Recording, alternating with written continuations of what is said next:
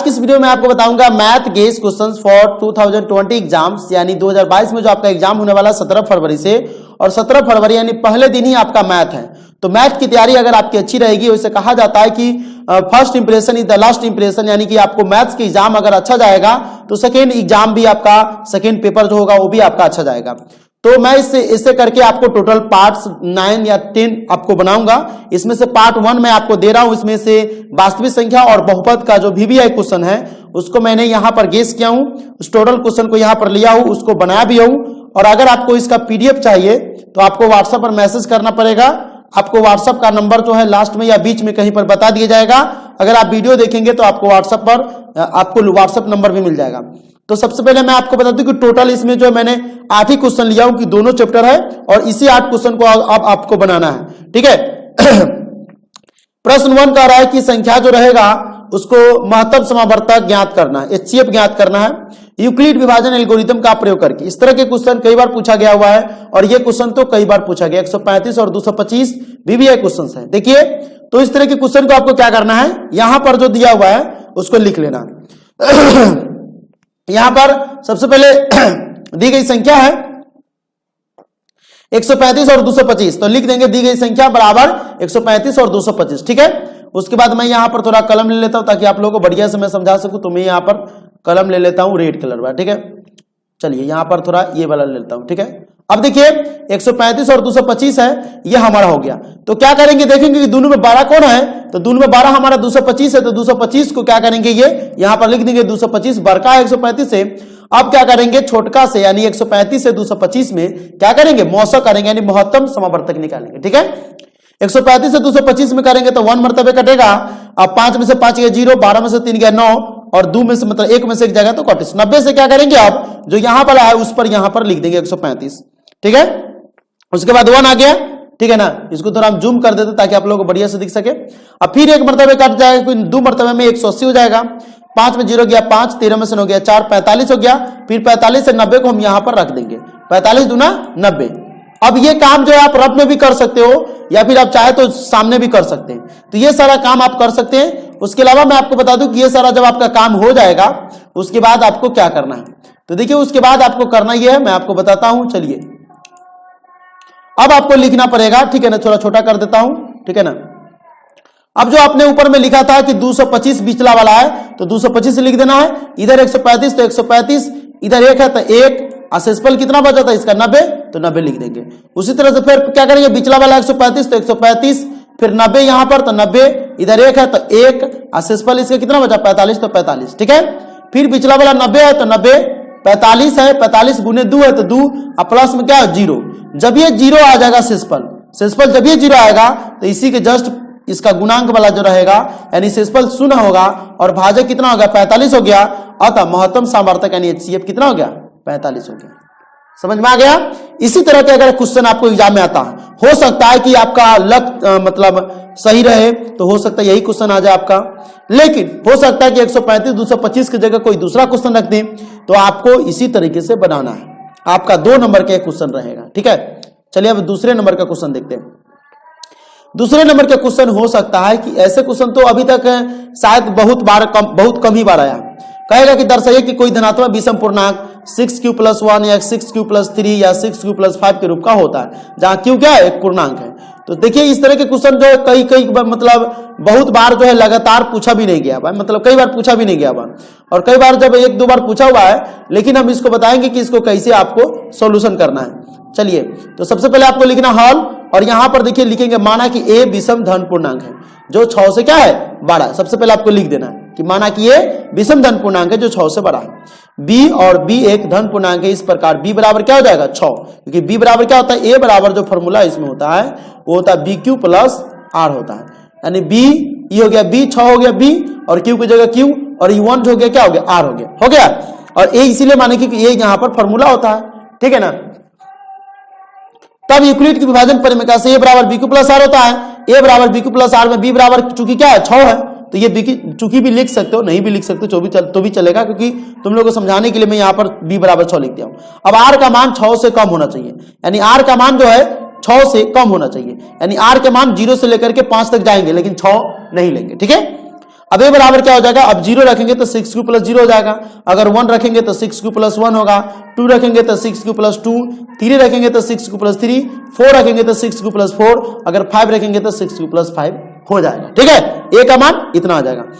चूंकि ए एक विषम संख्या है अतः ये बराबर 6 Q plus 0, 6 Q plus 2, 6 Q plus 4 नहीं हो सकते, क्योंकि विषम संख्या तो वैसी संख्या जो 2 से नहीं कटेगा। तो एगो विषम संख्या में कौन होगा, एगो ई होगा, एगो ई होगा, ठीक है, और एगो ई होगा। अब ये सब क्या है, ये सब सम संख्या, प्लस वाला जो दे रहे हैं सब सम संख्या, ये दोनों होगा नहीं और ये भी नहीं होगा, तो इसमें क्या होगा, ये सब होगा, क्योंकि ये राशियां 2 से विभाज्य है। अब ये क्या करेंगे, तब विषम संख्या क्या हो जाएगा, ये बराबर 6 Q plus 1, 6 Q plus 3, 6 Q plus 5 है। देखो तो इसमें है 6 Q plus 5, 6 Q plus 3, 6 Q plus 1 है, और हमको क्वेश्चन में भी क्या कर रहा था, 6 Q plus 1, 6 Q plus 3, 6 Q plus 5 है ना, वही दर्शा दिए। बस हमको इस तरह से क्वेश्चन का दर्शा देना है। पीडीएफ आपको मिल जाएगा व्हाट्सएप नंबर में, जस्ट आपको कुछ ही सेकंड में देने वाला हूं, कुछ ही मिनटों में देने वाला हूं, सॉरी। अतः एक धनात्मक विषम पूर्णांक 6 Q plus 1, 6 Q plus 3, 6 Q plus 5 के रूप का होगा। अगर ये क्वेश्चन इस तरह से पूछता है तो यही आपका ये फॉर्मेट है पूछने का, बहुत इजी तरीका आप देख सकते हैं, इसी तरह से आपको पूछेगा। चलिए, कह रहा है कि तीसरा नंबर क्वेश्चन, संख्याओं का अभाज्य गुणनखंडों के गुणनफल के रूप में व्यक्त करें। तो देखिए अगर संख्या दिया रहेगा उसको कहेगा अभाज्य गुणनखंड के गुणनफलों के रूप में व्यक्त करने के लिए। तो देखिए 5 और 5 है, तो हम इसको क्या करेंगे, सबसे पहले तो काम है हम इसका एलसीएम टाइप का कर लेंगे। 5 और 5 किससे कटेगा, जिसके अंत में 5 और 5 से कटता जाता करके 5 से करेंगे 1001, 1001 किससे कटेगा, 7 से 143 मरतबे, और 11 से 143 कट जाएगा 13 मरतबे। इस तरह से क्या करेंगे, लिख देंगे 5 गुने 7 गुने 11 गुने 13, अतः 5 और 5 बराबर 5 गुने 7 गुने 11 गुने 13 ही रहेगा। ठीक है, यही इसका अभाज्य गुणनखंड हो गया। अगर मान लीजिए कि 5 के पावर 2 रहता 5, तो यहां पर हम क्या करते हैं, 5 का स्क्वायर कर देते। ठीक है, चलो अभाज्य गुणनखंड विधि द्वारा निम्नलिखित पूर्णांकों के एचसीएफ और एलसीएम भी ज्ञात करना है। कई बार क्वेश्चन पूछा गया हुआ है, ये वीवीआई क्वेश्चन और 12, 15, 21, तो यही क्वेश्चन को कई बार पूछा गया हुआ है, इसलिए इस क्वेश्चन को ध्यान से देखना है। मैं यहाँ पर वीवीआई क्वेश्चन ही लिया हूं।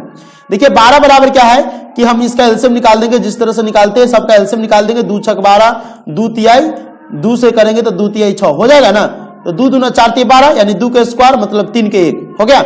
उसी तरह से 15 करेंगे तो 3 गुने 5 यानी 3 के पावर 1, 5 के पावर 1, और 21 के करेंगे तो 3 गुने 7 हो जाएगा। अब देखेंगे कि सब में कॉमन क्या है, तो देखो 2 के पावर है, 2 है सब में नहीं है, 3 है तो 3 एक यू में है, 3 यहां पर भी है, 3 यहां पर भी है, तो तीनों में जो रहेगा वो क्या हो जाएगा, यहां पर 3 के पावर 1 हो गया। तो संख्याओं का सर्वनिष्ठ अभाज्य गुणनखंडों का न्यूनतम घातों में यानी गुणनफल हो गया लोएस्ट। एगो एचसीएफ होता है, एगो लोएस्ट होता है, एगो लोएस्ट कॉमन फैक्टर, एगो हाई कॉमन फैक्टर, यानी तीनों का हमारा, तीनों में 3 था तो 3 हो गया। तब संख्याओं का अभाज्य गुणनखंड का अधिकतम निकालना है एचसीएफ, ठीक है ना। तो यहां पर क्या हो गया कि एचसीएफ यहां पर 3 हो जाएगा। ठीक है, अब एलसीएम निकालना है, तो एलसीएम जो बच गया देख लीजिए, यहां पर 2 के पावर 2 बच गया। ठीक है, 2 के पावर 2, यहां पर 3 के पावर 1 नहीं आएगा। क्यों नहीं आएगा, क्योंकि 3 के पावर 1 हमारा 1 आ गया हुआ है। ठीक है, 3 के पावर 1 हमारा आ गया हुआ है, तो 3 के कैटेगरी में से हमारा ये निकल करके आएगा। ठीक है, 3 के पावर 5 के पावर 1 आएगा, और यहां पर बच गया आएगा सिर्फ 7 के पावर 1। ठीक है, समझ में आ रहा है ना। अब क्या हो जाएगा, गुना करेंगे, 2 के पावर 2 4, 3 के पावर 1 3, 5 के पावर 1 5, 7 गुना करेंगे 420, यानी लसा हो गया 420 और मौसा इतना हो गया। समझ में आया, क्लियर। चलो ये हो गया, ये क्वेश्चन जो तुमको 2 नंबर से या 3 नंबर में क्वेश्चन पूछेगा। ठीक है, बना लेगा। चलिए, अगर बन जाएगा तो आप लोग वीडियो के नीचे कमेंट कर दीजिएगा, और जितना कमेंट कीजिएगा, जितना शेयर कीजिएगा, उतना मोटिवेट मिलेगा मुझे, और इस तरह के और वीडियो मैं आपको बनाऊंगा, आपके लिए बनाऊंगा, क्योंकि क्वेश्चन टाइप करने में और इस तरह की जो क्वेश्चन आपको लेने में रहता है बहुत ज्यादा प्रॉब्लम होता है। तो चलिए 5वें नंबर क्वेश्चन को हम देख लेते हैं। और अगर आपको चाहिए कि इस तरह के क्वेश्चन भी आपको सॉल्यूशन चाहिए, तो biharboardsolution.com पर जाकर के आप इस तरह के क्वेश्चन का सॉल्यूशन फाइंड कर सकते हैं। बीटीसी का अगर आपको बुक आप बनाते हैं तो वहां पर जाकर के चैप्टर बाय चैप्टर का सॉल्यूशन डाल दिया गया है, आप जाकर के देख सकते हैं। ठीक है, सिद्ध कीजिए कि 3 + 2√5 एक अपरिमेय संख्या है। क्या है, एक अपरिमेय संख्या है। तो हम इसको, ये क्वेश्चन आएगा तो 2 नंबर या 3 नंबर में आएगा, लेकिन ये क्वेश्चन कई बार पूछा गया, और इस बार का चांस है कि यही क्वेश्चन पूछे 2022 में। तो सबसे पहले करेंगे माना कि 2√5 अपरिमेय नहीं बल्कि परिमेय संख्या, लिखेंगे 3 + 2√5 अपरिमेय नहीं परिमेय संख्या, या फिर अपरिमेय न लिख करके सीधे डायरेक्ट परिमेय संख्या भी लिखेंगे तो हो जाएगा। 3 + 2√5 बराबर में हो जाएगा p/q। क्या हो जाएगा, p/q, जबकि q ≠ 0 और p तथा q क्या धन पूर्णांक है। ठीक है, अब p/q बराबर क्या होगा, 3 + 2√5। अब p/q, ये 3 को क्या करेंगे, इधर खींच लेंगे तो माइनस हो जाएगा, तो p/q -3 बराबर इधर बच जाएगा 2√5 बचा। 2√5। अब क्या करेंगे, यहां पर देखिए, यहां पर हमारा 2 बचा हुआ है और 2 को क्या किया, इधर ले लिया, तो p बटे क्यू माइनस 3 यहां पर करके, यहां पर तो होगा p बटे क्यू माइनस 3।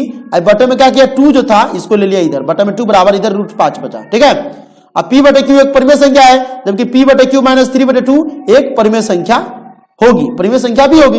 अब कह रहा है कि और चूंकि p बटे क्यू माइनस 3 एक परिमेय संख्या है और p बटे क्यू माइनस 3 बटे 2 बराबर √5 है, तो √5 भी एक परिमेय संख्या, परंतु ये समान तथ्य नहीं है, क्योंकि परिमेय संख्या बराबर परिमेय संख्या होता है, लेकिन ये सही नहीं है, इसीलिए √5 परिमेय नहीं बल्कि अपरिमेय संख्या है, तथा यह विरोधाभास है।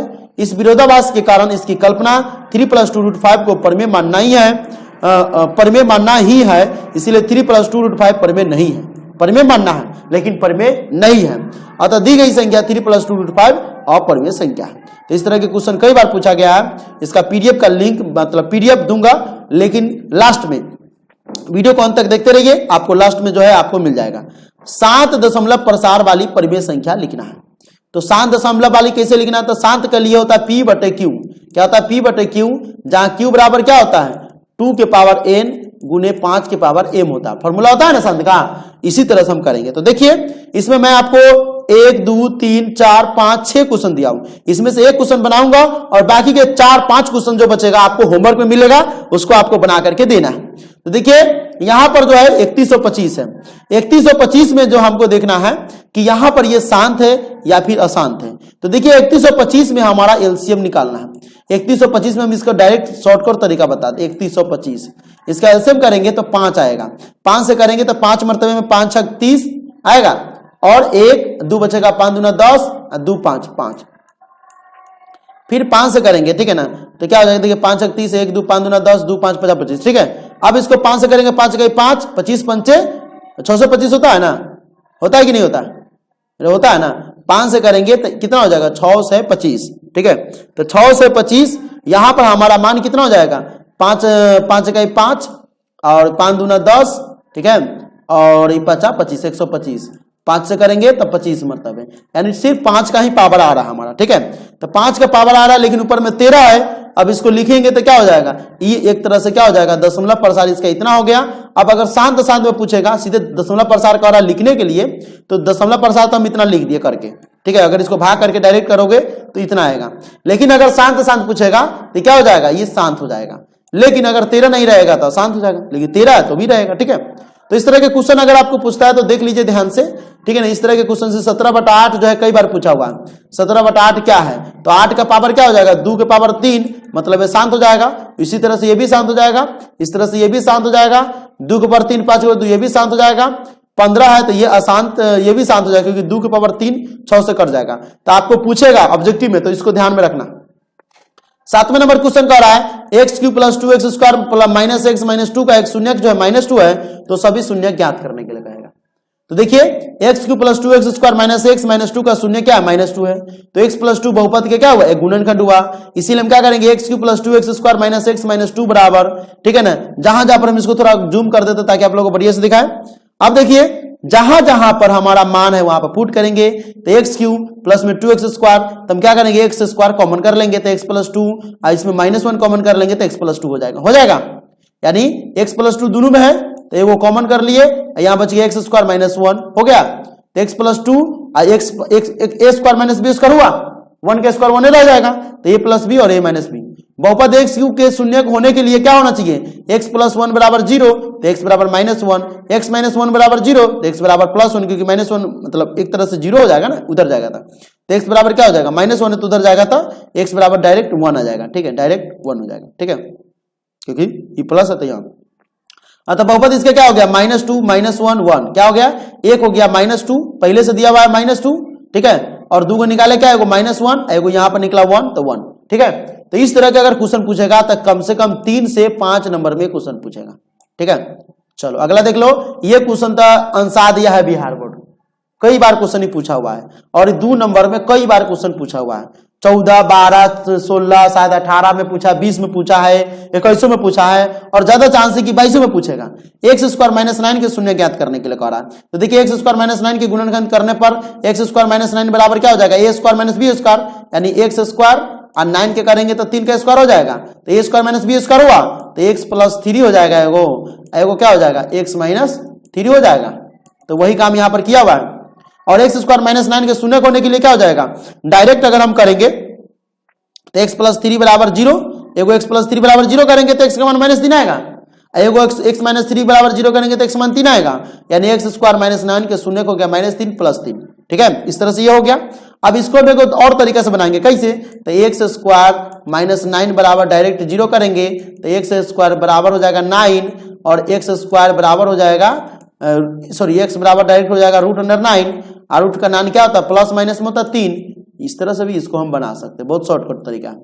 अब देखिए यहाँ टोटल 8 क्वेश्चन था।